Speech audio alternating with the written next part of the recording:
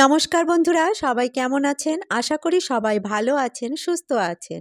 আপনাদের সবাইকে অনেক অনেক স্বাগত জানিয়ে শুরু করছি আজকের ভিডিও।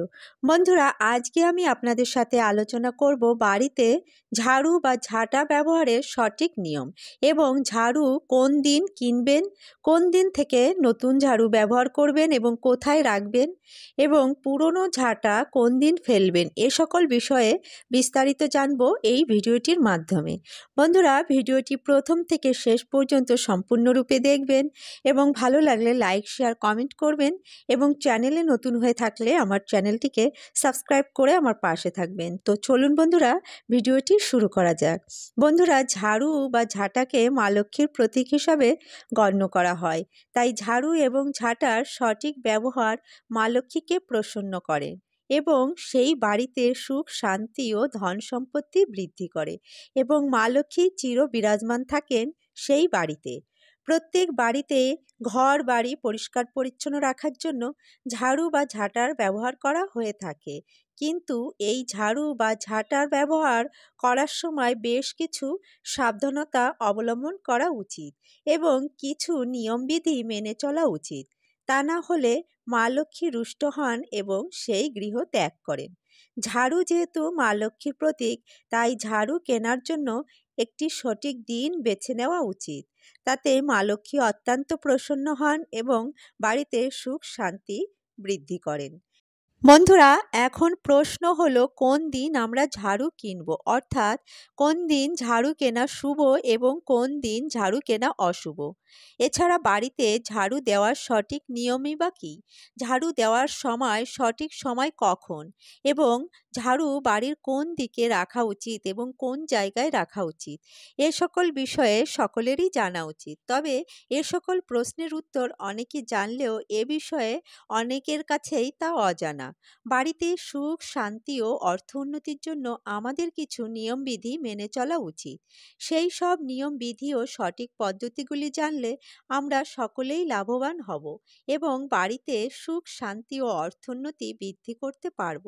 তো চলুন বন্ধুরা, এ বিষয়ে বিস্তারিত জেনে নিই। সর্বপ্রথমে জানব ঝাড়ু আমাদের কোথায় রাখা উচিত। বন্ধুরা, আমরা জানি যে টাকা পয়সাও মা লক্ষ্মীর প্রতীক এবং সেটি বহু প্রয়োজনীয় ও মূল্যবান বস্তু। তাই আমরা যেখানে সেখানে বাড়িতে টাকা পয়সা ছড়িয়ে ছিটিয়ে রাখি না এবং তা একটি নির্দিষ্ট জায়গায় এবং সুন্দর করে গুছিয়ে রাখি। মহামূল্যবান সোনা গয়নাও সুন্দর করে গুছিয়ে লকারে রাখি। তেমনিভাবে ঝাঁটাও মা লক্ষ্মীর প্রতীক এবং এটি আমাদের অতি প্রয়োজনীয় একটি জিনিস। তাই যেখানে সেখানে ঝাড়ু ফেলে রাখা উচিত নয়। ঝাড়ুকেও সুন্দরভাবে গুছিয়ে একটি নির্দিষ্ট স্থানে রাখা উচিত। বাড়ির যে স্থানে সকলের চোখ পড়বে না সেখানে ঝাড়ু রাখা উচিত। তা না হলে বাড়িতে অমঙ্গল ও গৃহে টাকা পয়সার অভাব দেখা দেয়। দ্বিতীয় যে বিষয়টি হলো, ঝাড়ুতে কখনো পা দেওয়া উচিত নয়, কারণ ঝাড়ু হলো মা লক্ষ্মীর প্রতীক। তাই ঝাড়ুতে পা দিলে মা লক্ষ্মী রুষ্ট হন এবং সেই বাড়িতে গৃহত্যাগ করেন। যদি কোনো কারণে ঝাড়ুতে পা লেগে যায় তাহলে হাত জোর করে প্রণাম করে মা লক্ষ্মীর কাছে ক্ষমা নিবেদন করবেন। তৃতীয়ত, ঝাড়ু কখনোই দাঁড় করিয়ে রাখবেন না বাড়িতে। ঝাড়ু দাঁড় করিয়ে রাখলে বাড়িতে ঝগড়াঝাঁটি, অশান্তি ও কলহ দেখা দেয়। তাই ঝাড়ু দাঁড় করিয়ে না রেখে সর্বদা মাটিতে শুইয়ে রাখবেন। চতুর্থত, নতুন বাড়িতে প্রবেশ করার সময় পুরনো ব্যবহৃত ঝাঁটা নেবেন না। নতুন বাড়িতে প্রবেশ করার সময় সর্বদা নতুন ঝাঁটা নিয়েই সেই বাড়িতে প্রবেশ করবেন। এতে নতুন গৃহে সুখ ও শান্তি ও সমৃদ্ধি বৃদ্ধি পায়। পঞ্চমত, খাবারের এঁটো কখনো ঝাড়ু দিয়ে ঝাড় দেবেন না। এতে মা লক্ষ্মীর অপমান হয় এবং মা লক্ষ্মী অত্যন্ত রুষ্ট হন। তাই খাবারের এঁটো ভিজা কাপড় দিয়ে মুছে নিন অথবা হাত দিয়ে পরিষ্কার করে নিন, কিন্তু কখনোই ঝাড়ু দিয়ে তা পরিষ্কার করতে যাবেন না। ষষ্ঠত, বাড়িতে কখনো ভাঙা ঝাড়ু রাখা উচিত নয় বা ভাঙা ঝাড়ু দিয়ে ঝাড় দেওয়াও উচিত নয়। এতে বাড়িতে নেতিবাচক শক্তির প্রভাব পড়ে এবং গৃহে অকল্যাণ হয়।